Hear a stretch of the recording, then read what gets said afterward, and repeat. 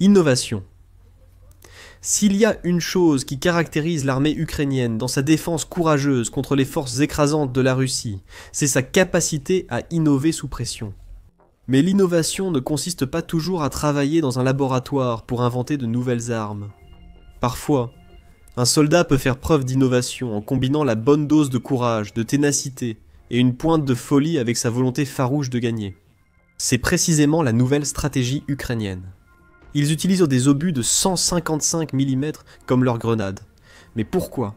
Ce qui semble insensé à première vue n'est qu'un autre exemple de la capacité de l'Ukraine à s'adapter sous le feu. La nouvelle de la nouvelle tactique de l'Ukraine vient de Défense Express. Le 6 août, il a souligné qu'une bataille féroce fait rage sur le front et de l'Ukraine. Le président russe, Vladimir Poutine, a consacré une nouvelle force de 110 000 soldats pour rejoindre ceux qui combattent déjà dans l'est de l'Ukraine. C'est un autre exemple de la Russie tentant d'utiliser son avantage numérique pour épuiser l'Ukraine. Et cela fonctionne. Pour chaque soldat russe que l'Ukraine élimine de la guerre, et il y en a eu plus de 106 millions jusqu'à présent, selon le ministère ukrainien des Finances. Il faut tirer une balle, il faut qu'une bombe explose, il faut qu'un drone mène un raid kamikaze. L'objectif de Poutine est de forcer l'Ukraine à utiliser toutes ses munitions, laissant finalement ses défenseurs incapables de se battre. Non pas parce que leur volonté a disparu, mais parce qu'ils n'ont plus les armes dont ils ont besoin. La stratégie russe nous ramène à ce que certains soldats ukrainiens ont commencé à faire. Et ce qu'ils ont trouvé est la réponse à une question. Comment attaquer une position russe? Quand vous n'avez plus de grenades ni de roquettes, vous pouvez tirer sur cette fortification. La réponse est aussi folle qu'ingénieuse. Vous attachez un détonateur à retardement sur un obus d'artillerie de 155 mm et, dans un effort surhumain de force et d'endurance, vous le portez jusqu'à la position russe. Relâchez-le, fuyez et mettez-vous à l'abri sur le champ. Parce que l'explosion massive qui en résulte est suffisante pour éliminer quiconque a le malheur de se trouver à portée. Lorsque vous n'avez pas de grenades ou d'autres explosifs, vous pouvez lancer physiquement des obus d'artillerie à temps, des fusées à retardement vers la position de votre ennemi. C'est une manière courageuse et un peu folle de l'emporter dans une situation où vous n'auriez jamais dû pouvoir gagner. Tout cela ressemble à une histoire sortie d'un film de guerre, non?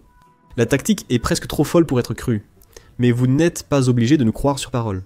Il existe une vidéo montrant des soldats ukrainiens utilisant cette solution brillante au problème russe, qui prouve que ces soldats transportent des obus d'artillerie jusqu'au seuil de la Russie. Cette vidéo a été partagée sur la plateforme de médias sociaux Telegram par un magazine en ligne nommé Vodogrey. Les circonstances diffèrent légèrement. Comme l'explique Vodogrey, l'arme que l'on voit dans la vidéo est une mine de 120 mm plutôt que les obus d'artillerie légèrement plus gros que l'Ukraine a commencé à utiliser. Mais la méthode est la même, et il est indéniable que le niveau de bravoure démontré est impressionnant. La séquence, qui ne dure qu'environ 30 secondes, commence par montrer les déplacements du point de vue d'un soldat ukrainien. Probablement en train de filmer ses actions avec une caméra fixée à l'épaule ou à la tête, le soldat transporte une mine hors d'un bâtiment presque détruit. On aperçoit quelques indices des modifications que le soldat ukrainien a apportées au lieu à la mine. Ce qui semble être une fusée apparaît de temps en temps à l'écran cependant. La plupart de ce que nous voyons pendant les prochaines secondes, c'est le soldat qui se fraye un chemin à travers la végétation. Vers la 10e seconde, une porte est visible. Cette porte est la cible du soldat, et elle se trouve presque juste à côté de l'embrasure d'où le soldat est sorti. Cela ajoute un tout nouveau niveau de bravoure à l'entreprise. Les soldats ukrainiens avaient clairement réussi à s'approcher de la position russe au point d'être pratiquement dessus. S'ils avaient eu des grenades, ils auraient pu les lancer dans l'embrasure et terminer leur assaut. Mais ils n'en avaient pas. L'explosif déposé à la main devrait suffire. Le soldat ukrainien agit rapidement. Au lieu de rester près de la porte, il lance l'explosif de fortune à l'intérieur. Puis il se retourne et s'enfuit rapidement. Le soldat quitte le bâtiment et se jette dans des gravats tout proches, juste à temps pour se retourner et voir la fumée s'élever de l'entrée alors que sa bombe explose. Une seconde ou deux de retard aurait signé la fin pour le soldat ukrainien. Mais il savait ce qu'il devait faire. C'est courageux, c'est téméraire, mais par-dessus tout, c'est efficace. Et c'est tout ce qui compte pour un pays confronté à ce qui semble être des chances impossibles. Peu importe l'arme, et peu importe à quel point cette arme peut sembler folle, si elle fonctionne, c'est quelque chose que l'Ukraine peut utiliser pour ralentir les forces d'invasion de Poutine. Pourtant, Il est indéniable que ce que nous voyons dans les images de Vodogré est plus qu'un peu dangereux. D'aucuns diraient que c'est potentiellement suicidaire. Et c'est pour ces raisons que la nouvelle stratégie de l'Ukraine porte un nom qui rappelle l'époque de la Seconde Guerre mondiale. La grenade Banzai. L'utilisation par l'Ukraine de munitions lourdes pour le combat urbain à courte distance témoigne à la fois de bravoure et de désespoir, selon Defense Express. Et cela rappelle une stratégie de dernier recours que les soldats japonais utilisaient il y a plus de 80 ans. Le nom Banzai Grenade fait référence à ce qu'on appelait autrefois les charges Banzai. Fandom explique ce que ces charges étaient. Lorsque les soldats japonais se sentaient encerclés par les forces adverses, ils refusaient d'abandonner. La reddition était exclue en raison de la honte qu'elle engendrerait. Ainsi, l'infanterie qui était acculée décidait que la seule chose qui lui restait à faire était de lancer une attaque désespérée. L'infanterie japonaise chargeait ses adversaires. L'idée semblait être que le simple choc de cette attaque insensée suffirait à créer une possibilité de victoire, et cela a fonctionné. Parfois, bien plus souvent, les charges Banzai échouaient, mais même dans ces cas-là, le danger n'était pas terminé. Fandom dit que les soldats prenant part à ces charges recevaient généralement l'ordre de se suicider à l'aide des grenades qu'ils portaient, idéalement près des soldats ennemis, afin que leur mort emporte un adversaire avec eux. Selon Fandom sur la Seconde Guerre mondiale, un marine américain anonyme a affirmé « Lorsque nous acculions l'ennemi sans issue, nous étions confrontés à la redoutable attaque Banzai. » Le mot « redoutable » suggère une autre explication du comportement du Japon. L'attaque Banzai était destinée à semer la terreur dans le cœur de l'ennemi. Oui, l'attaque était repoussée la plupart du temps, mais psychologiquement, les ennemis du Japon savaient que les soldats qu'ils acculaient se battraient toujours jusqu'à la mort plutôt que de se rendre. Ces sacrifices étaient destinés à saper le moral au point d'affaiblir les attaques, permettant ainsi au Japon de l'emporter à terme. Cela n'a pas fonctionné. Le Japon s'est retrouvé du côté des perdants de la Seconde Guerre mondiale. La nouvelle tactique de l'Ukraine n'est pas aussi désespérée. Et elle n'est certainement pas aussi suicidaire qu'une attaque Banzai, tant qu'elle est exécutée correctement. Cependant, elle est menée dans un esprit similaire. Les soldats japonais utilisaient tout ce qu'ils avaient sous la main lors de leurs charges Banzai, des mitrailleuses et fusils jusqu'aux baïonnettes et couteaux. L'Ukraine fait cependant quelque chose de similaire. Ces grenades Banzai de fortune sont au moins des armes qui ont un impact explosif et peuvent être en partie contrôlées grâce à l'utilisation de fusibles à retardement. Ce que nous voyons ici, c'est l'innovation ukrainienne dans ce qu'elle a de plus étrange. Après tout, le concept des grenades Banzai n'a jamais été réalisé auparavant. Comme l'a dit un ancien utilisateur nommé Sei Ja, en 13 ans de carrière militaire, je n'ai jamais entendu parler ni vu quelqu'un utiliser un obus de mortier pour nettoyer une pièce jusqu'à aujourd'hui. Et c'est ce niveau d'innovation qui a permis à l'Ukraine de devenir une force de combat aussi efficace contre la Russie. Tellement efficace, en fait, que le Conseil américain de la politique étrangère a officiellement déclaré le 5 mai que l'Ukraine est un laboratoire militaire. Les avancées progressives de la Russie contre l'Ukraine ont forcé une innovation constante qui apprend au monde comment mener une guerre terrestre moderne. L'utilisation de systèmes sans pilote est l'adaptation la plus évidente de l'Ukraine à l'approche de Poutine. Ces drones font tout, de l'embuscade contre les troupes russes et la destruction d'unités mécanisées, à la livraison de fournitures médicales aux soldats blessés sur le terrain. L'Ukraine mise également sur l'utilisation de la réalité virtuelle pour former ses soldats. Et c'est aussi le siège d'une industrie de défense qui a vu le nombre de ces entreprises passer de quelques dizaines, avant l'invasion de Poutine, à plus de 1500 aujourd'hui. La grenade Banzai est loin d'être la plus high-tech des innovations ukrainiennes, mais elle a désormais fait ses preuves au combat. Pourrait-elle finir par inspirer une autre version de la même arme à l'avenir, une version plus sûre, et peut-être livrée par les drones que l'Ukraine construit en nombre record? Peut-être, mais il faudra voir ce que les soldats ukrainiens inventeront ensuite. C'est tout l'enjeu. Chaque nouvelle idée que l'Ukraine propose passe du concept à l'exécution, alors qu'une bataille fait rage. Les idées de l'Ukraine représentent l'innovation en action.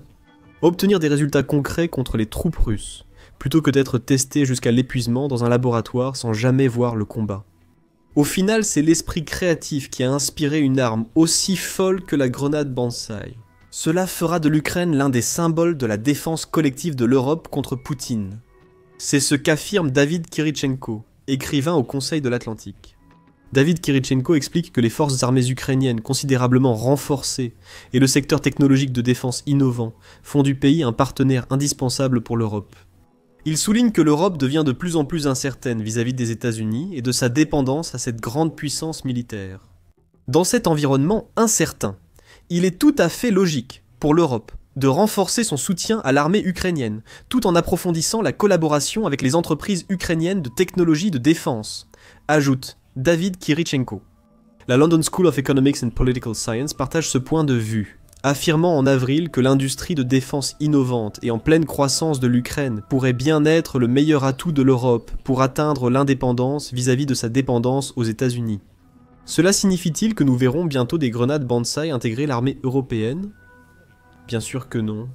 Une arme à la fois ingénieuse et folle ne sera largement adoptée par personne, y compris l'Ukraine.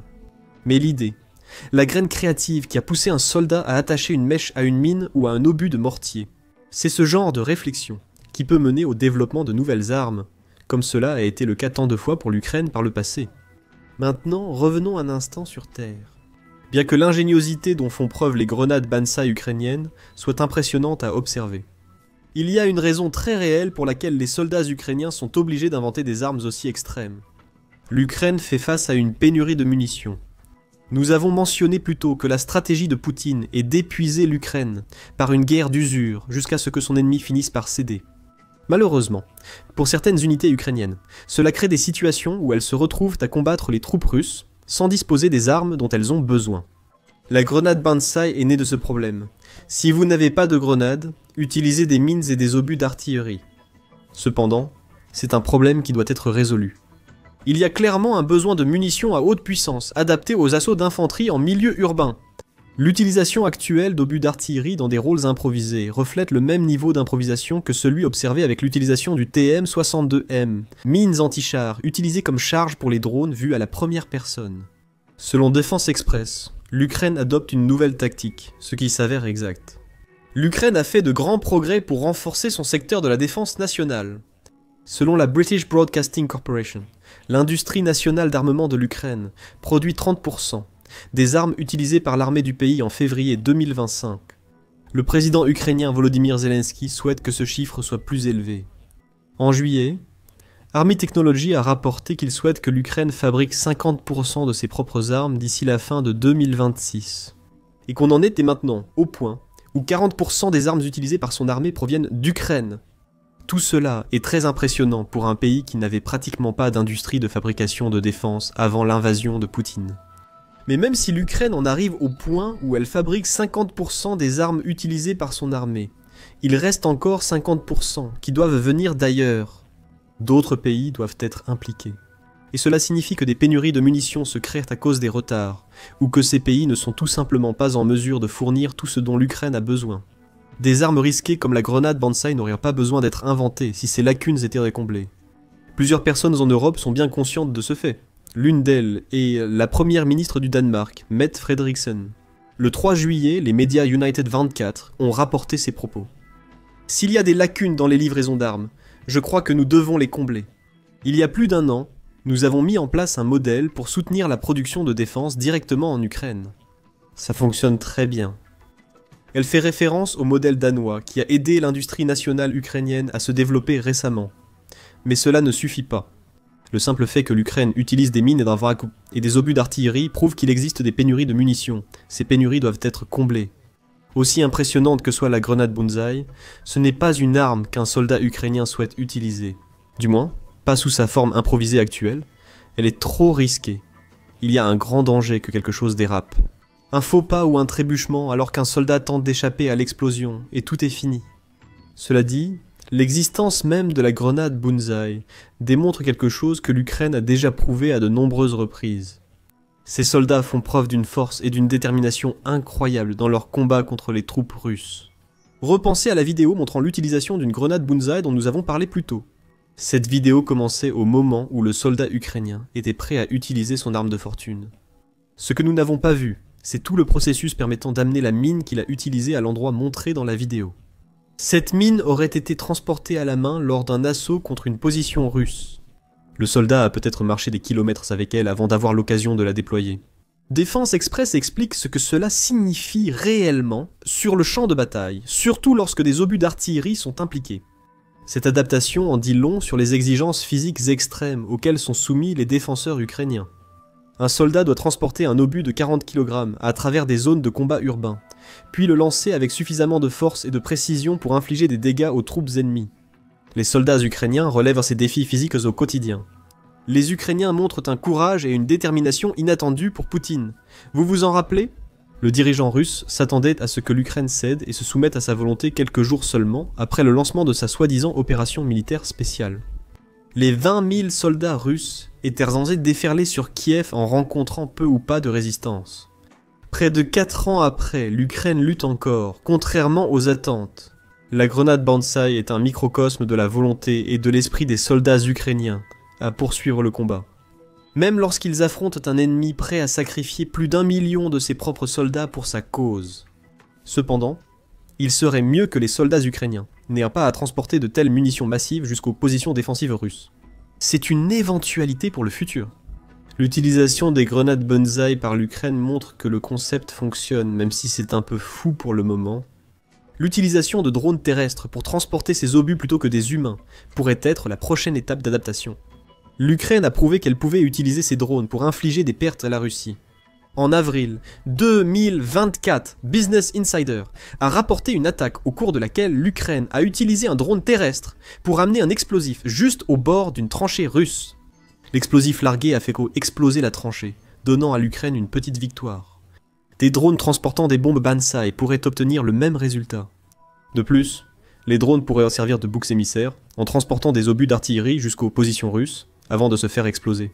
L'Ukraine devrait trouver des fusibles plus longs, ou un moyen de faire exploser ces bombes à distance, mais il se pourrait bien qu'elle ait des drones plus tôt que prévu. Le Conseil de l'Atlantique rapporte que l'expansion de l'armée de drones de l'Ukraine inclut un objectif de construire jusqu'à 15 000 robots terrestres, d'ici la fin de 2025. Avec quelques ajustements, la dangereuse bombe Banzai pourrait devenir une arme très efficace. Et si un pays pouvait faire ces ajustements, c'est bien l'Ukraine. En ce moment, elle a un concept fou. À l'avenir, ce concept pourrait devenir un cauchemar pour les forces de Poutine. Maintenant, au minimum, la bombe Banzai est plus efficace que ce que la Russie fait faire à ses soldats avec des mines. Des Russes auto-explosifs transportent des mines terrestres sur leur dos, et ils n'ont même pas la possibilité de les utiliser comme bombes de fortune. Découvrez-en plus dans notre vidéo, et n'oubliez pas de vous abonner à l'émission militaire pour plus de vidéos sur les dernières innovations ukrainiennes, aussi étranges soient-elles.